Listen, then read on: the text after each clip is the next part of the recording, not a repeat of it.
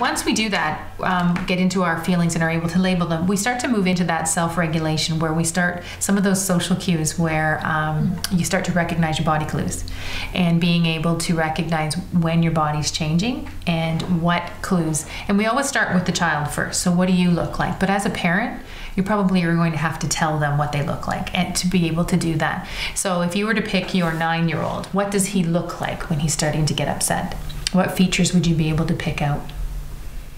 He tends to hold himself much more rigidly and tends to really tense up. You can see in his posture, how he's sitting or standing or whatever. Sometimes he'll get more active or fidgety.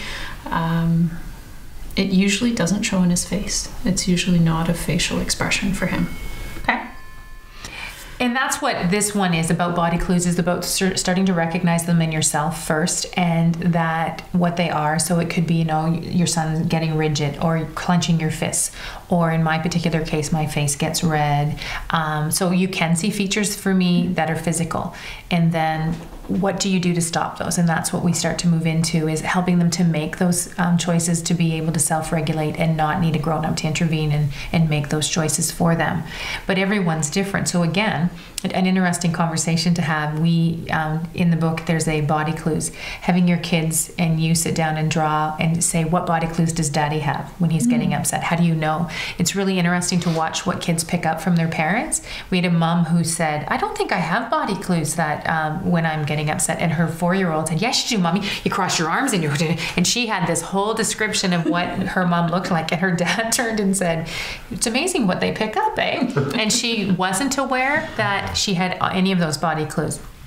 And that's really important for us to be able to recognize. But it's interesting to do it in an activity format where you say, okay, what happens to mommy? What happens to daddy?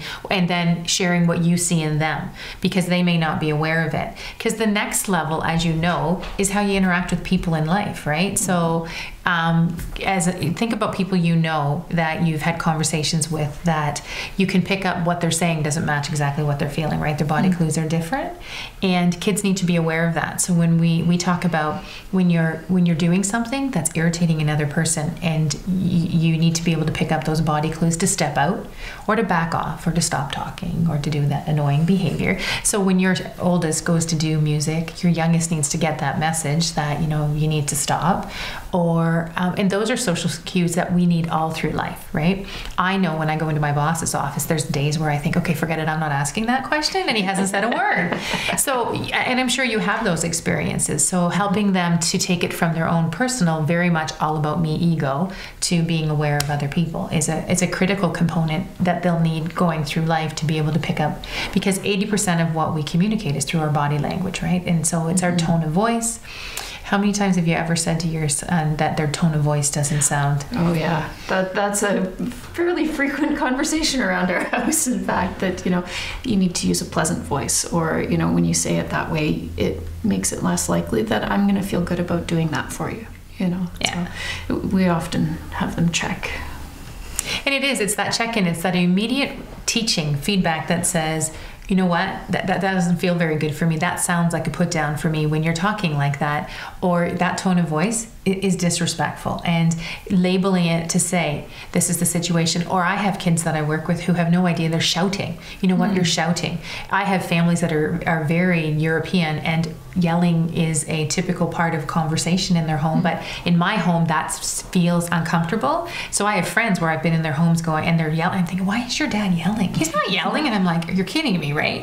It's just the way they interact. So you do have to have some of that understanding, but being able to do a check-in and to say what's comfortable with you versus what's comfortable for them, and then being able to communicate that. So then those are the kinds of things. This is a great book. I think every family should own it. It's called When Sophie Gets Angry, Really, Really Angry. And it's great because she has great body clues that talk about, it's just a typical bad day. And then she starts to change, and then she starts to look like she's very upset. But it's a great one for kids to be able to see how you can make and be angry, take responsibility, and then move on with your day and still be successful. It doesn't have to be this huge consequence that happens because you're angry or frustrated or upset, and being able to verbalize that. It's really important for kids to be able to do this in school. because that's where you start to get the behavior where you shut down or you get into problems with people because what kids typically do is hold it together at school and then you get it at home, right? Because it's the safe place. Have you ever experienced that? Yeah. Yeah, you get to be the dumping ground. Oh yeah. I mean, I think that's partly what we do as parents too, right? We work all day and then we may not be as patient when we get home because we've had a bad day, right? So we're not as responsive to our kids, or something that wouldn't have bothered us yesterday set us off today, right? So it's having that permission to say that's the case. Once you've done that, then we move into our calming down. So we're really into about having plans when you're calming down. So talking about what's your calm down plan. So what do you do? So when you've had a bad day, Richard, what do you do to calm down? What's something that would make you feel better? Going out for a walk by myself. Okay. And that's a good strategy. Vicki, what about you? Yeah, time to myself probably. Sometimes reading, knitting, something. Sometimes it helps to feel productive about it. So making something so that it sort of changes that. You're putting energy into something that's rather than having that. And that's really interesting because you'll get different people with different approaches. So there will be kids and adults who physically need to release when they're upset or had a bad day, and others who just need solace and quiet. So for me, if I've had a really bad day, going to play tennis and hitting the ball and doing that is a really healthy way for me to be able to get rid of all that pent-up energy. But for some people, that's a really uncomfortable way to teach their children, because you'll have people who'll say working out and hitting a punching bag is, and so there will be kids who need that physical release before they can calm down. Other kids are quite happy to read a book, or they're quite happy to listen to music. You have to help your kids to figure out what they need in order to be able to calm down when they're frustrated or upset.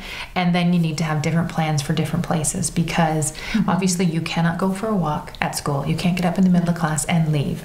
But we need to empower our kids to know they do have control over that. And so can you think of things that your own kids do to calm down? Our oldest sometimes does jumping jacks, even at school. We'll try and find a quiet corner just to sort of jump up and down. Yeah, so he needs the physical letting out, feeling like, He's very much in the physical realm. Well, and if you think about it's that fight or flight, usually when you have uncomfortable emotions, it's all of that adrenaline's gone through your body. For some people, they can manage that and regulate that, and they can do that by just calming and breathing and doing those things. For other people, all of that adrenaline that's pumping through their muscles needs to be let out, and that's where you get that impulsive hitting and kicking and doing. So jumping jacks is a great way to physically release it that's not bothering anyone else. But you can see the challenge of that if you're frustrated in the middle of a math class. You're not going to get up and do jumping jacks, right? That is the challenge, yes. Yeah.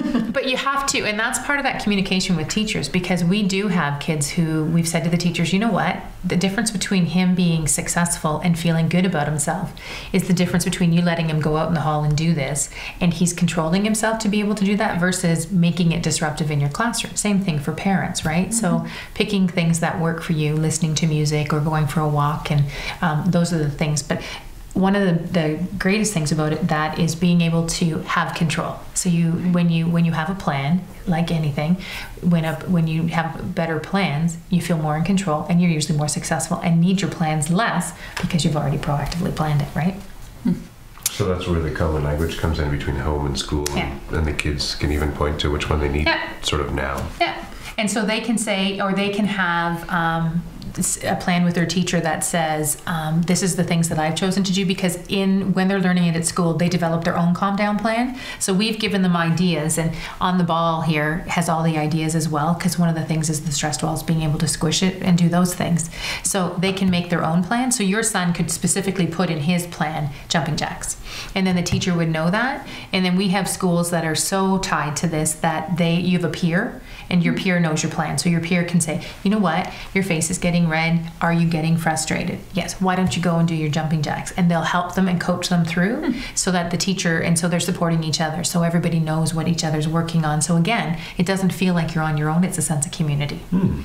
So the ball's there to do that. And the other really cool thing is this is a exact duplicate of the body clues, and you click on it and it's interactive, and your body will change to reflect what it is that you experience in your body body clues, and it can change. So then your one son will look one way, you will look a different way, and you get to we use it in the schools, and they're all on computers, and you can go around and see how everybody's body clues is different when it changes. So that's another cool thing. When we do that, then we get into, once this is all the really reflective kind of parts that you have to teach first. Then once you have that and you're comfortable that they have that down, then you move into the steps for problem solving. And that's really that decision-making process that we really want kids to get to. So the problem solving light is really all about just the fact that you need to take steps in order to problem solve. So if you're really upset, that's probably not the best time to be making a decision. So you need to calm down.